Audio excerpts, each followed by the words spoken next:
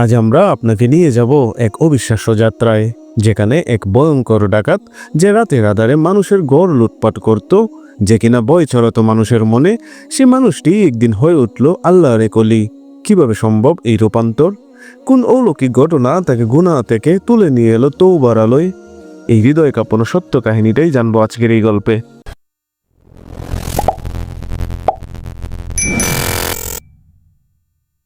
নিজামুদ্দিন আউলিয়া রহিমাল্লাহ উত্তরপ্রদেশের বাদায়নের পবিত্র ভূমিতে যার জন্ম, আর দিল্লির হৃদয়ে যার নাম আজও ধ্বনিত হয় শ্রদ্ধার সঙ্গে। তিনি শুধু একজন সুফি নন, তিনি ছিলেন সুলতানুল মাশায়েখ, এক মহাপত আধ্যাত্মিক বাতিঘর, যার আস্তানায় এসে শান্তি খুঁজেছে অগণিত হৃদয়। তার পুরো নাম শায়েখ খাজা সৈয়দ মোহাম্মদ নিজামুদ্দিন আউলিয়া রহিমাল্লাহ। চিস্তিয়া তরিকার উজ্জ্বল ধারাবাহিকতার তিনি ছিলেন খাজা মঈনুদ্দিন চিস্তি, কুতুবউদ্দিন বখতিয়ার কাকি এবং ফরিদউদ্দিন গঞ্জে শকরের আধ্যাত্মিক উত্তরাধিকারী। তিনি এই উপমহাদেশে ভালোবাসা, মানবতা আর আধ্যাত্মিকতার এমন এক সেতু গড়ে তুলেছিলেন, যার প্রভাব যুগ পেরিয়ে আজও বয়ে চলেছে মানুষের অন্তরে। এটাই ছিল তার সিলসিলা, আল্লাহর প্রেম ও মানব প্রেমের অপূর্ব সংমিশ্রণ। মাত্র 5 বছর বয়সে হজরত নিজামুদ্দিন আউলিয়ার বাবা আহম্মদ বাদায়ুনি ইন্তিকাল করেন। এরপর তিনি তার মার সঙ্গে দিল্লিতে চলে আসেন। সে সময় ভারতে ছিল মুঘল সম্রাট আকবরের শাসন। বিখ্যাত ঐতিহাসিক আবুল ফজল তার আইনি আকবরী বইতে হজরত নিজামুদ্দিনের জীবন সম্পর্কে উল্লেখ করেছেন। যখন তার বয়স 20 বছর, তখন তিনি বর্তমান পাকিস্তানের পাকপটনের কাছে আজুদান নামক এক স্থানে যান। সেখানে তিনি বিখ্যাত সুফি সাধক হজরত ফরিদউদ্দিন গঞ্জে শক্কার, বেশিরভাগ মানুষ যাকে বাবা ফরিদ নামে চিনে, এর দরবারে গিয়ে শিষ্যত্ব গ্রহণ করেন। বাবা ফরিদ প্রতি বছর রমজান মাসে দিল্লি ছেড়ে আজুদানে যেতেন ইবাদতের জন্য। একবার, তৃতীয়বারের মতো আজুদান ভ্রমণের সময় বাবা ফরিদ তাকে নিজের খলিফা বা প্রতিনিধির দায়িত্ব দেন।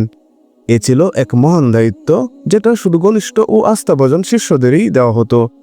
কিন্তু কিছুদিন পর যখন হজরত নিজামুদ্দিন আউলিয়া দিল্লিতে ফিরে আসেন, তখন তিনি দুঃসংবাদটি শুনলেন, তার প্রিয় পীর ও মুর্শিদ বাবা ফরিদ ইন্তিকাল করেছেন। এই খবর তার হৃদয়কে গভীরভাবে কষ্ট দেয়, কিন্তু তিনি সেই আমানত ও দায়িত্বকে বুকে ধারণ করে আল্লাহর রাস্তায় মানুষের সেবা চালিয়ে যেতে থাকেন। স্থায়ীভাবে বসার আগে নিজামুদ্দিন আউলিয়া রহিমাল্লাহ দিল্লির নানা জায়গায় বসবাস করছিলেন, কিন্তু আল্লাহর ইশারায় তিনি শেষমেশ যে স্থানে থিত হন, সেটাই হয়ে ওঠে এক আধ্যাত্মিক আলোয় ভরা খানকা। সেই খানকাই ছিল তার আবাসস্থল। কিছুদিনের মধ্যেই সেই জায়গায় পরিণত হয় মানুষের মিলনস্থলে। ধনী গরিব, রাজা প্রজা, জ্ঞানী অজ্ঞানী সকলেই ছুটে আসতো সেখানে, কারণ সেখানে মিলত এক অদৃশ্য শান্তি, এক পরম তৃপ্তি, এক খাঁটি ভালোবাসা, যা শুধু আল্লাহর ওলিদের কাছ থেকেই পাওয়া যায়। তার বহু শিষ্য আধ্যাত্মিকতার উচ্চ আসনে পৌঁছেছিলেন। তাদের মধ্যে ছিলেন শেখ নাসিরউদ্দিন মোহাম্মদ চিরাগি দিল্লি এবং দিল্লির সুলতানদের রাজসভায় সম্মানিত কবি আমির খসরু। দিল্লির নিজামুদ্দিন আউলিয়ার বর্তমান মাজারটি নির্মাণ করা হয় 1566 সালে। তখন থেকে হিসাব করলে শত শত বছর পার হয়ে গিয়েছে, কিন্তু আজও এই পবিত্র স্থানটি ইসলামের শান্তির বাণী ও মানবিকতার দীপ্তি ছড়িয়ে যাচ্ছে। এই হিংসায় ভরা পৃথিবীতে এখান থেকেই জ্বলে উঠেছে ভালোবাসা ও দয়ার আলো। স্রষ্টার সকল সৃষ্টির মাঝে ছড়িয়ে দিচ্ছে সৌহার্দ্য, সহমর্মিতা ও মিলনের এক অদ্ভুত আবহ। কিন্তু এই নিজামুদ্দিন, এক সময় তিনি ছিলেন ডাকাতের সর্দার। অস্ত্র হাতে রাস্তা আগলে দাঁড়িয়ে থাকতেন, যেন বই ছিল তার পরিচয়। একদিন সেই ভয়ঙ্কর রাতে এক অলৌকিক ঘটনা ঘটে। রাস্তা দিয়ে আসছিলেন একজন দরবেশ, শেখ ফরিদ রহিমাল্লাহ। নিজামুদ্দিন অস্ত্র উঁচিয়ে বললেন, তোমার যা কিছু আছে সব বের করে দাও। শেখ ফরিদ রহিমাল্লাহ শান্ত গলায় উত্তর দিলেন, তুমি যা চাও আমি তা দিতে রাজি আছি, তবে তার আগে আমার কয়েকটা প্রশ্নের উত্তর দিতে হবে তোমাকে। শায়খ ফরিদ রহিমাল্লাহ দৃঢ় কণ্ঠে জিজ্ঞেস করলেন, তোমার পরিবারে কে কে আছে নিজাম? তিনি বললেন, আমার স্ত্রী আছে, সন্তান আছে আর বৃদ্ধ মা আছে।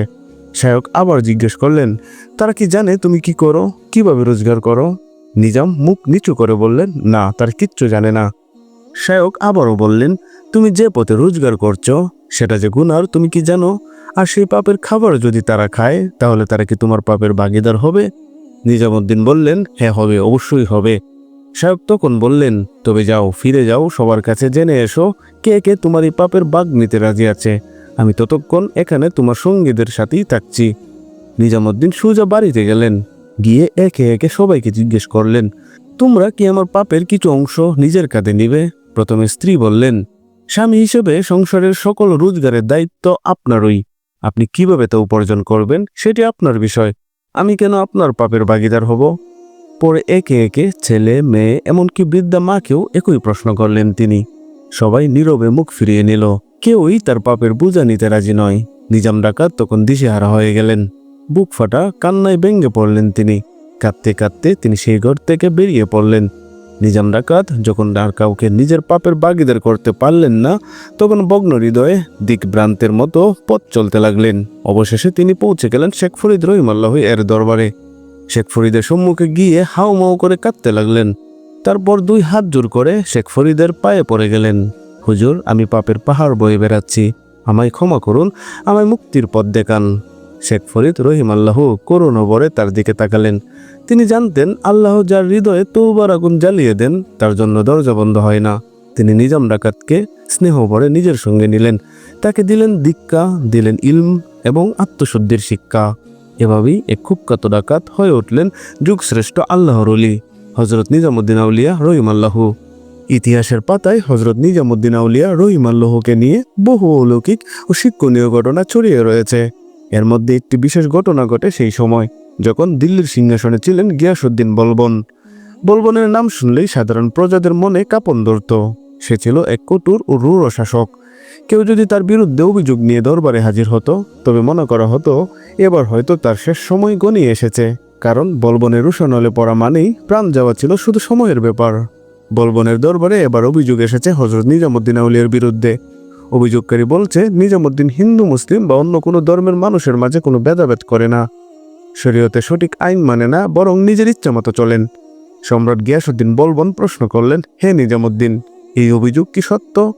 নিজামুদ্দিন আউলিয়া মাথা নিচু করে শান্ত কণ্ঠে বললেন, হে সুলতান, আমি সত্যিই কোনো জাত ধর্মে ভেদাভেদ করি না।